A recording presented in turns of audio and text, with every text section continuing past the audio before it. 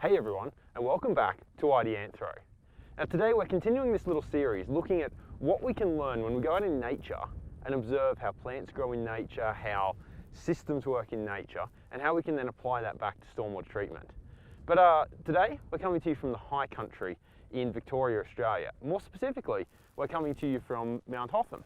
You can probably just make out on the ridge over there, the chairlifts at Mount Hotham. And I've come out today for a bit of a bushwalk down to a place called Dibbon's Hut, but I'm not there yet. I'm only about 3 k's into what will be about a 18 or 19 k return trip. And I did this walk last year, and I was really quite surprised last year when I noticed something. And when I decided to start Ideanthro, I've had it in the back of my mind that if I could come back up here, I would make a video to show you this. And what I noticed was this, is that, where do I want to point this? Over here. So for the first, 3 k's of this walk, you're on a fairly exposed ridge line. You can see it's pretty harsh terrain up there. There's no trees. It's pretty windswept. Sorry, it's probably a little bit dark with all this glare around.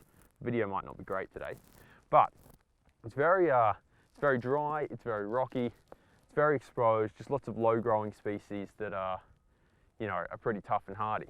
But you come down here and you get to this little point just after you've passed the orchard chair at Mount Hotham, so that's top of one of the chairlifts there.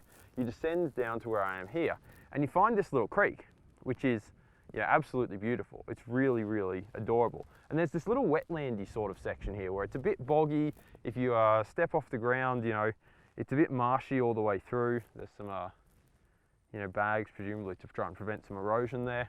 But what I noticed in this is just how much the plant species change when you get to this little point. There's this little microcosm here that suddenly you go, oh yeah, these are the sort of species that you would, be looking to put in a bioretention system or something like that. Or you could certainly learn from it. Now, admittedly, you wouldn't put these exact species in because clearly they're adapted to growing at altitude. But again, this is more me making the point that if we look around in the natural environment, of course, if you're building a bioretention system at altitude, this would probably be the perfect spot to learn from. But just how we come out and we see these sorts of species growing. So the one that I really noticed last year were these growing through here, which to me looks like a form of juncus. I could be wrong, right? My plant ID is not spectacular, but it looks like it's a form of juncus. And again, we can learn stuff from looking at where it grows. It's not growing in, pure standing water here, but it certainly has its feet wet because it's on this kind of mossy, it's like a sponge. It's incredible, actually, to tell you the truth. So there must be so much water stored in there that this let's assume it's a juncus. It certainly looks like it to me, but all this moisture that it can get its feet down into. And then you could go and look down into the soils and see, well, what's soil-wise, what is this actually growing in? Is it sandy? Is it silty? Is it clayey? And you can learn and you can get some ideas about, well, is that going to grow where I want to put it?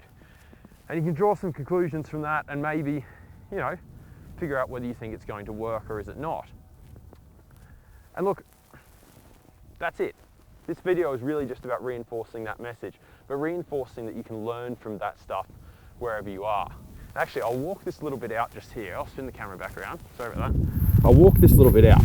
So what you notice here is I'm coming out, we're coming up a little bit. Last bit of the juncus here. Literally standing where I am just here with the last juncus. Feet are squelching in water. Step back out.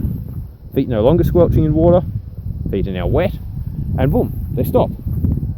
There's this distinct line in the ground here where we change from one ecosystem to another. There's a few little of the juncus hanging on just there. Then after that, it's back to this much drier, harsher terrain.